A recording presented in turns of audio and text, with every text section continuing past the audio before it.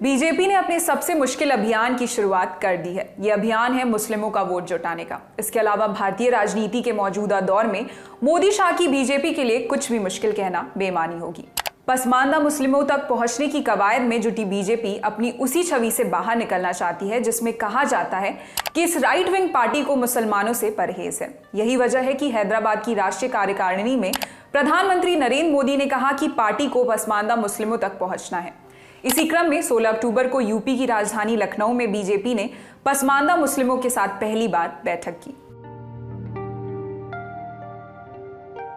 पसमानदा मुसलमानों को समझने से पहले हमें मुस्लिम समाज के वर्गीकरण को समझना पड़ेगा। हालांकि इस्लाम सभी तरह के वर्गीकरण का विरोध करता है, लेकिन भारत में जमीन पर वर्गीकरण है। इसमें 3 वर्ग हैं: अशराफ, अजलाफ और अर्जाल। अशराफ में आती हैं पावरफुल जातियां। इन्हें आर्थिक और सामाजिक तौर पर संपन्न भी कहा जा सकता है। अगर आर्थिक नहीं तो सामाजिक तौर पर ये संपन्न होते हैं। इन्हें किसी तरह के भेदभाव का सामना नहीं करना पड़ता। इनमें आते हैं सैयद, पठान, मुगल, शेख और मिर्जा। इसके बाद आते हैं अजलाफ। इसे मध्य वर्ग भी कहा जा सकता है। इसमें आते हैं जैसे रईनी जो सब्जी बेचते हैं और मोमीन यानी बुनकर। फिर बारी आती है अर्जाल की। इसमें सामाजिक और आर्थिक तौर पर कमजोर जातियां शामिल हैं। इन जातियों में शामिल लोग साफ सफाई, बाल काटने, चप्पल जूते सिलने, चमड़े से जुड़े काम इत्यादि करते हैं। इन्हीं जातियों में शामिल लोग खुद को पसमानदा कहते हैं।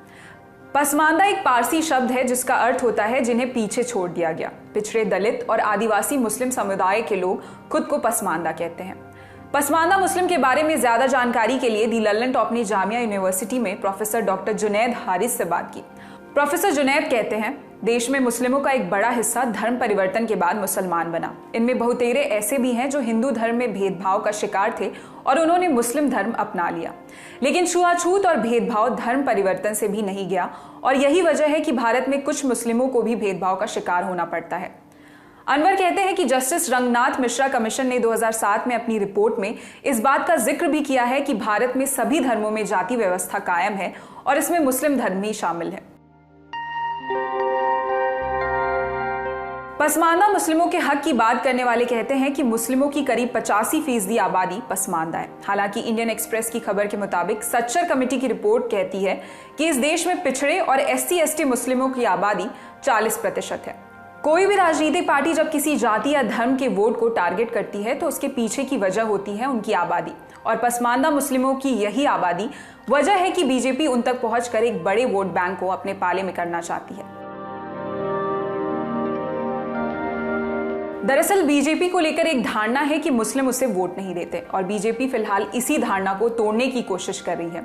इस बारे में इंडिया टुडे के national affairs editor Rahul Shrivastava कहते हैं, पसमानदा मुस्लिमों को जोड़ने की कोशिश भले की जाए लेकिन इसका नतीजा निकलेगा, इस पर शक है। ट्रिपल तलाक के खिलाफ कानून बनाने के बाद भी इसी तरह की बात कही जा रही थी, लेकिन क्या मुस्लिम महिलाओं ने एकजुट होकर बीजेपी को वोट देना शुरू कर दिया? अगर कुछ महिलाओं ने दिया तो भी इसे पूरे मुस्लिम समाज की महिलाओं का प्रतिनिधित्व नहीं कहा जा सकता है। राजनीतिक जानकार कहते हैं कि बीजेपी की इस कवायद के फोकस में 2024 के चुनाव हैं, लेकिन सवाल यह है कि क्या अगले 1.5 साल में पार्टी अपनी उस छवि को तोड़ने में कामयाब हो पाएगी जिसे विपक्ष मुस्लिम विरोधी कहता है। फिलहाल इस खबर में इतना ही। आपके लिए पूरी जानकारी इकट्ठा की थी हमारे साथी सौरभ त्रिवेदी ने। मैं निहारिका यादव। देखते रहिए दी लल्लन। शुक्रिया।